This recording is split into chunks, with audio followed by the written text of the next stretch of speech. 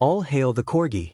The Indiana Fever took down the Atlanta Dream in Game 3 to take their first-round series, move on to the semis, and there are a few interesting things to unpack as a result, including whether or not we could see Caitlin Clark return to action. But first things first, this is a great win. The Fever were underdogs to begin with, but what was special about it was how they won. When you're down 5 with 2 minutes left, the other team should be able to close it out. It should have been game over. In fact, the Dream had an 84% chance of winning at that point. So, hats off to them, showing their grit and nerves of steel. And honestly, given everything that's happened to the Fever this season, regardless of what happens next, being a top 4 team in the league after losing Caitlin, Sophie, Sydney, Aerie, and Chloe, this series win is a huge accomplishment. And you could tell from the reactions after the game just how much it meant to them.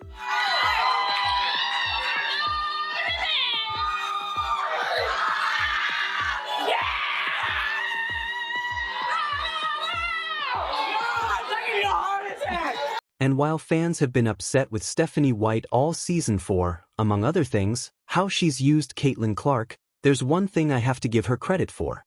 She's rolled with the punches, kept this team mentally focused, and results don't lie. They're going to the semis with what has been a revolving door of players. Kelsey Mitchell had some very kind words that speak to perhaps what we don't see in the locker room. Coach White has done a good job of talking about how much you guys mean to her. What does she mean to you? Maybe you as well. Oh, man. I've had 5 coaches in 8 years. I've been on, the worst, record teams here in Indiana Fever, so I know where my career started at. I know what I've kind of had to go through to kind of be in this position. I've never had a coach that poured into me respectfully like Steph has. I go where I'm valued, and I've never really felt that as a pro. And so for the first time in my career, I really feel like I have someone that values what I bring to the table as a player and a person. Not just a player, but as a person. So I always love Steph because she gave me an opportunity to kind of be who I am. And it's hard to do that and be that as a professional athlete. And when you find coaches that believe in you, I'll never take it for granted. So thank you, Coach. Looking ahead, for all the complaints this season, things we would have liked to be handled differently, there have been some standout performers, and it seems like a tight locker room.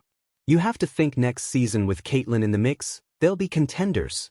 Now, here are a few fun things that happened right after the game, which I think the rest of the league should learn from.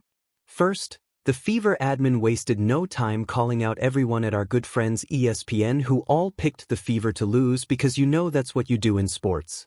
You let your actions on the court do the talking and you clap back when needed. Someone needs to tell that to Alicia Gray, who needs to be sponsored by Kleenex after getting a fan thrown out for gently heckling her. And to hammer this point home, just look at how the Fever reacted to getting booed after winning.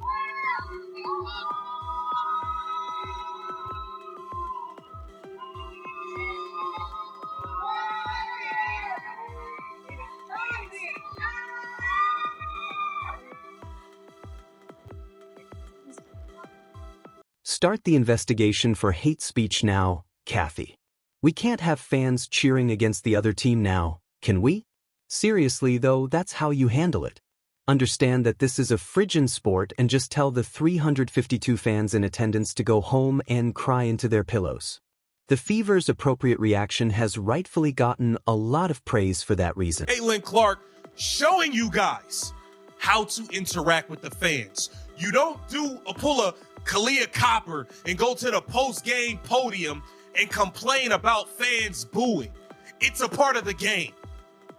Caitlin Clark didn't pull an Angel Reese and get a whole fake racism investigation started because opposing fans are booing you. This is stardom. This is how you handle booing fans. You don't go get a fake investigation started because you can't handle people booing you. Now, let's bring this back to Caitlin Clark for a minute, because now that the Fever have won, fans are wondering, could she come back? After we saw the videos of Caitlin practicing in Atlanta and jumping up and down on the sideline, you have to think it's a physical possibility. And according to Scott Agnes, it's not about the groin anymore. Scott Agnes, it's the groin. It's not the groin, it's the ankle. It's not the groin, it's the ankle. People saying stop lying, man. Scott Agnes is the one person that's been legit. He's the one person, regardless of what you've said, he's what you think about him. He is the closest thing to an instant. Now, love or hate Scott for what he said about Fever fans, he's close to the team and doesn't say anything that isn't quote-unquote sanctioned by them. So, I think we can take this as fact.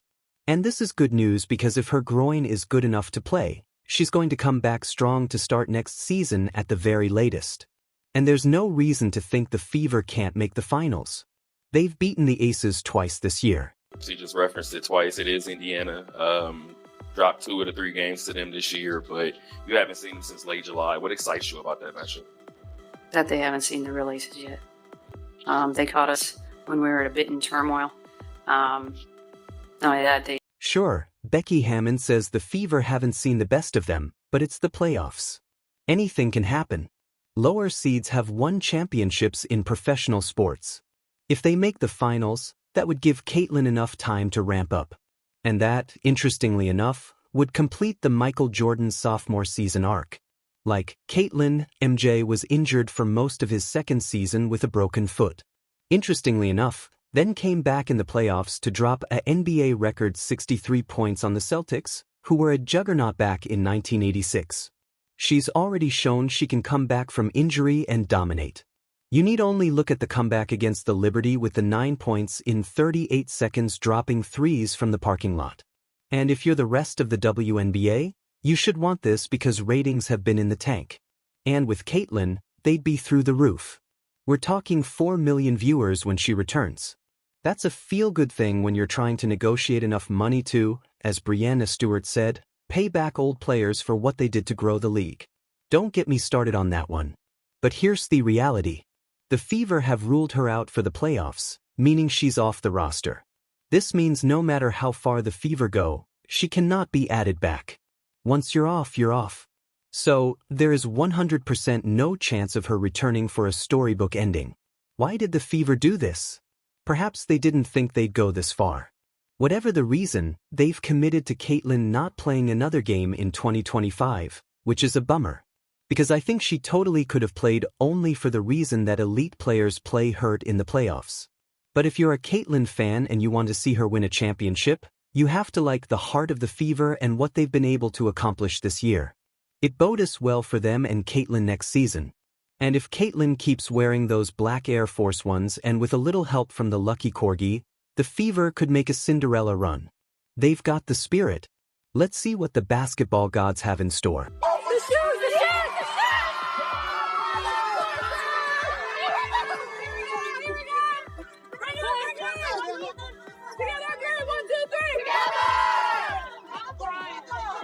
If you're still here, drop a W in the comments because you're the real winner for sticking around. Thanks for watching.